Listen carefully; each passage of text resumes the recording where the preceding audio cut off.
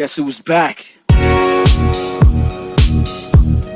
Welcome back to the channel. Today we are going to be discussing our thoughts on the finale, the ending of the 2020 Dallas Cowboys season. The last time that we spoke to you, we kind of talked about the tank job that we were hoping for. It didn't quite go that way, so we got a few things to cover. But before we start, if you have not already subscribed to the channel, please do. We produce NFL and Dallas Cowboys content here, so if you like any of that, subscribe to the channel and stay tuned for more videos. So the final record, 6-10, week 17 win, and you're possibly in game versus the Giants, and they lose. They had opportunities to win that game, but an overall bad offensive first half led to a loss. I think that's what it was. You got to play a complete game. Giants are a bad team. We're a bad team. I mean, I don't know what much more you could read into the game. What did you think about the game? Andy looked like the Andy that you pretty much, that's what you're going to get unless Kellen was really in his bag scheming up stuff to, get the ball out of his hands quickly and stuff. The Giants were doing a lot pre-snap and post-snap. That got him very flustered. Give it to him. He came on in the second half, started doing much better. Things didn't go right. Giants, first time they beat us in 4 years. Whoop-de-doo. And they didn't make the playoffs either. Yeah, and they're complaining and moaning on Twitter and stuff. Win more than 6 games, and maybe you'll get into the playoffs. Yeah. And I feel people don't want to put it on, not make excuses, but a lot of the other teams didn't. Dallas definitely makes it. If Dak just doesn't get hurt, Dallas definitely wins probably 3 more games and gets into the playoffs pretty easily. The other teams suck because they suck. Yeah. I think if Dak didn't get injured, our offensive line was ravished with injuries. I think they kind of coalesced over the season and got better as a unit, the second and third string guys. Mm-hmm. But I think Dallas easily wins this division if Dak is healthy. You could say otherwise and not agree, that's fine, but I think that's pretty clear. I think, look, like I said the last time we talked, we were talking about tank. Hopefully we get a top 5 pick. That didn't happen. The team did show some improvements over the course of the season, but then whenever they showed some improvements, then the Thanksgiving game came up and they just got destroyed. With that, I'll say once Martin went down and then Knight was it Knight that went down that game, that's pretty much done. Once you got to do that in the game too. I will say, maybe we wanted to tank and stuff, but I did like the positive note as far as, because there's been a lot of unfair criticism towards McCarthy from some of the Dallas media that was real buddy with Jason Garrett. As far as just like Garrett probably only wins 1 or 2 more games with. He did only win 1 more game in 2015 when just his quarterback went down. Only his quarterback. Yeah. And when the running back in 2017 had lost 3 games with a point differential of I think 78 points throughout a 3-game span. That's stupid just because of that and your unwillingness to change things and maneuver. Eventually McCarthy moved Zach to right tackle. They were able to. I felt like they were able to make the adjustments that you would want to see them trying to salvage with what they had, trying to get the most out of what they did, and that's what I liked most of all. And there were some positive notes throughout the season as far as playing younger players and stuff. And at the end of the day, they were able to win a couple more games. And I felt like, despite not winning that last game, there was definitely a lot of positive things to take out of that you feel good about now instead of a lot more bad coming out. In one season, we got to see that they can admit to mistakes and they're willing to put players in different positions, which is what I like. I think just the offensive line issues alone probably would have sunk the Jason Garrett team. Yeah. And if Dak wasn't injured, he probably eventually would have gotten injured because Jason would have stuck with his guy, and Dak would have taken a blindside hit from an oncoming rusher, and we just need to Tony Romo. We just need to execute better. Yeah, and stupid. So I think if Jason Garrett was coaching this team this year, it would have been a lot like the 2015 season when Romo went down. It would have been a complete loss, and we would have been in the top 4 picks, which, hey, maybe that's preferable. But, the improvements we saw on the defensive side of the ball, were very encouraging. Donovan Wilson's a bright spot. Yes, Antoine Woods, I mean, he looked really, really good. He could possibly come back. Unfortunately, he got injured. And then Trevon Diggs, who got injured and came back. Whenever he came back, he's looked great. So guys, Dallas hit on like 5 picks this year, which was really good. We were able to find out. We hit on Tyler, we hit on Diggs, we hit on obviously CD. Gallimore. And then Gallimore. and that's 4, but we'll find out about the other guys. But that's when you can do that, that's great. And they're going to have to continue doing that because of the way that the roster's constructed and the contracts that are coming up. So hopefully this one season is indicative of, well, not the record-wise, but the drafting-wise is indicative of, the future. And we're now locked in and set in. They're going to be picking 10th. There's going to be some good defensive players there because it seems like offense is going to go early. Quarterbacks are going to go early. Wide receivers probably will go early this year. Yes, this wide receiver class is another great class. Yeah, and I think after this season where wide receivers kind of went late, the performances that these guys put up in their first seasons are going to make people pull the trigger earlier on this upcoming class because, they were all difference makers early, with the exception of, Jalen Reagor. But, he was on a bad team, period, and he had injuries himself. So the Cowboys will probably have a corner there available for them, which is going to be much needed. A lot of these guys, like we talked about earlier in the season, on the defensive side of the ball, there's going to be a lot of turnover. There's a lot of free agents, and we don't really know yet, have any indication yet, who's going to be back and, who's going to be on this roster playing defense for them. But we do have some answers on the coaching side to finish out the season. There were a lot of rumors swirling that Kellen Moore was going to be the new head coach for Boise State, and a lot of fans were really happy. But, if you look at the points that this team has put up without their quarterback, and then 2, the misplays that these quarterbacks have made that he schemed up for them, I think there's no question this guy's one of the better coaches on our staff. And Mike McCarthy's willingness to have him on the squad or on his staff and to bring him back just speaks volumes to you, because I think McCarthy in any other year or any other situation would prefer calling the play himself. And for a guy that's been calling the plays for most of his career and then gave it up at the end of Green Bay and would have loved to obviously kept doing it, for him, like you said, just for him to do that, that does speak volume. And then over the course of the season, staying on play calling and personnel, Zeke didn't have his best year, but what happened? They started mixing in Pollard like we've been asking them to, and they did. And Pollard showed that juice that he has, and hopefully that'll continue too. And of course, Dak loves this guy. So if you want to get Dak back, keeping Kellen Moore is going to be a plus on your end. And at the beginning of the season, guys, I feel like it wasn't a really issue of play calling. It was more of just mistake after mistake after mistake. Really just shrinks down in what you're able to do.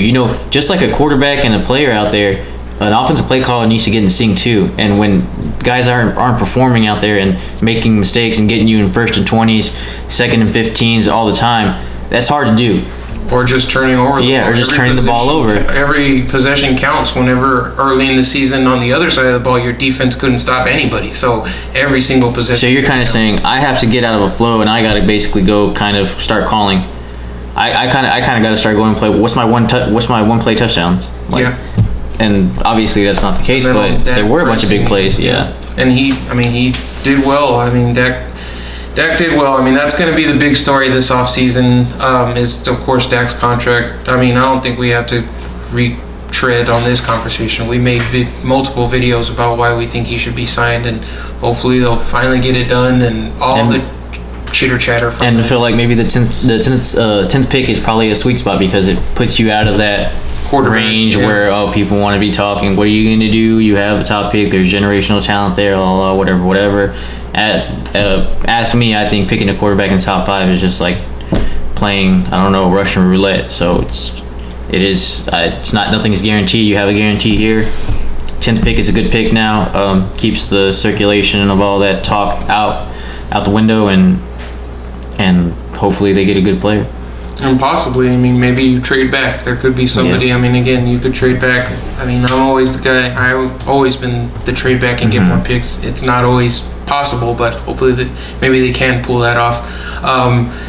Right before we started recording, RJ made a mention about on the defensive side. about coordinator. And I'm of the opinion that I don't think Mike Nolan's going to get fired. I think the defense showed enough to finish out the season for him to keep his job.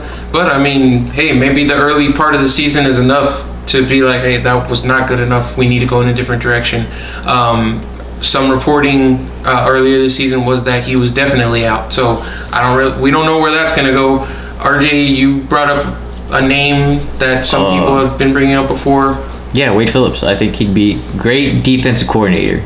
Great only defensive coordinator. Only defensive coordinator, guys. He did lead some Super Bowl teams, recent Super Bowl teams on the defensive side in the coordinator position. And most recently, he was leading the Rams defense, which, he had a couple good years, and then he had a couple bad years to end it out, which is why he was out the door there. If you think about it, some of these guys, D-Law, the guys on the front, they've already played multiple positions across the front. Besides Diggs, for sure, Anthony Brown and Wilson, could be a totally new secondary. I feel like we can talk about this more in depth later, but I really don't feel good about Jalen, and I think he should be cut June 1st. So for the most part, it's not like a lot of players are going to be coming back wanting to learn the same scheme. It's going to be a bunch of new players that are probably going to be having to learn a new scheme to themselves too. So what's really my get it at here is what's really the downside of bringing in another new guy to switch to a 3-4 period. I mean, last year we were hesitant because obviously COVID squeezed everything. Mm-hmm. You're not going to have time to practice. You're not going to have time to meet. Sticking with something that they know would have been beneficial. If your team didn't freaking go through catastrophic injuries and everything else that happened this season. But because of the players that are going to be out the door, the complete turnover on the defensive side, there is an opportunity if you want to make a switch. If you think this is the guy that's going to get your defense ship-shape and ready for, a Super Bowl run, that's what every team's trying to do. Yes. If you think he's going to be the guy or another guy that wants to switch to a 3-4, I think that the players would probably be fine with it because there's only so many of them really that are. Me personally, as long as he stays multiple, also I think Wade is the guy. I can say that straight out right now. Yeah, I mean, I think early in the season we saw D-Law with his standing up and rushing, and obviously he said and others said that wasn't his preference. But just because you're switching to a 3-4 doesn't mean he's going to be standing up every play. He could be a 3-4 defensive end. He's got the strength and the tools in the run game to play that position if he wanted to. Or he could just, on rushing downs, play in that spot, And there's different fronts where not everybody, those outside guys don't always have their. I mean, you can go back and look at the Broncos tape from the year they won. Like Vaughn wasn't always standing up; he was definitely handing the ground and stuff. Marcus Ware was not always standing up, and obviously, as Cowboys fans, we all know how good he was. Mm-hmm. But this is all hypothetical. We really don't know. I mean, Mike Nolan could be retained, and all this conversation goes, to the wayside. But I think we bring it up at the end because there's no questions on the offense side of the ball. No questions at all. It's the defense side of the ball. There's no questions if they get Dak back. If they don't get Dak back, I don't know if I'll be wearing any current Cowboys stuff for a while. I mean, it's gonna be bad. But to finish out this video, let's get into our wildcard picks just quickly. We're all gonna be watching these games. We've had some technical difficulties trying to record the damn wildcard video already, so we're just quickly gonna get through them. Colts versus Bills. I'm taking the Bills. Hottest team in football. Gotta go with the Bills. Bills at home. That's why I'm picking them. Browns versus Steelers. Steelers, I don't trust Baker, and the Steelers have a really good defense and are rested. COVID's been hard. Joe Bitonio is going to be out. They didn't look good against the Steelers backups last week, so I got to go with the Steelers. If the Steelers were playing anybody else from the AFC, I would not pick them. Yeah, they're not. The Browns aren't going to have their coach too, so not good. Ravens versus Titans, my favorite game. I'm going Ravens. They're on a 5-game win streak. Really, really hot offense and probably a little bit better defense. But man, this could be a shootout, and I'm excited for this game. Yeah, we all know the game last year. The Ravens want revenge in the playoffs. The Titans defense has not been nearly as good as it was last year. The Ravens defense is better. Dobbins has come on, really premier guy. Should have been getting the ball the whole season. I got to go with the Ravens. This is a chance for Lamar. Go ahead and get that first playoff win under his belt. NFC side, a lot more clear cut. Bears versus Saints. I'm going with the Saints. They were my Super Bowl pick. The Bears, another liability at quarterback. They're going to have to get ahead and play with the lead, and I don't think they're Trubisky makes the easiest throws look so difficult. I got to go with the Saints. I hate watching that guy. I don't think I'd even want to watch this game just because that guy frustrates me so much. Next game, Rams, Seahawks. The Rams are really hurt. Goff's probably not going to play. Cooper Kupp might not play. Seattle should win this one easily, but it's a division game. You never know. I got the Seahawks. Russ hasn't played as good as he has at the end of the season towards the end as he did in the beginning. But it's playoff time now. I got to go with Russell, and the Seahawks defense has played a lot better. It's going to take a miraculous effort from the Rams defense to pull off this W. Next game, speaking of miraculous efforts, Tampa Bay versus the Washington football team. If there's an upset, this could be it just because of how good the Washington defensive line is, but I'm going to take the Bucs. I mean, obviously, they have a much better offense, and they have a pretty good defense. They're overall the better team. A lot of people didn't even want to see an NFC East team in the playoffs, so I'm going Bucs. Bucs, I feel like they need to lead back on Brady's offense in the past, which has gotten them there with New England. Short game, especially in this game with the defense front. Short passing game, run the ball. They got explosive players. Evans still might not go, but I love the emergence of Antonio Brown. The greatest we've seen play in our era. I got to go with the Bucs. All right. Well, everybody tune into the football. I will be watching the Saints and Chicago game because that's the one that's going to be on Nickelodeon. So yeah, that's going to be interesting. My Super Bowl pick is still alive, but hey, I mean, this is a really great slate of playoff teams, good offenses and good defenses both. So I'm excited to watch some football. We'll be talking about the Cowboys again soon. I think the Jalen Smith thing, that could be its own video. I really want to go back and examine, but man, there's some head-scratching things with him as a player. But we appreciate you watching. We'll be putting out more videos here soon. Please tune in, and we will see you next time. Yo, I ain't here for the money, I ain't here for the fame. Though it might be nice to own a jet plane, I'ma do it all for you. Come along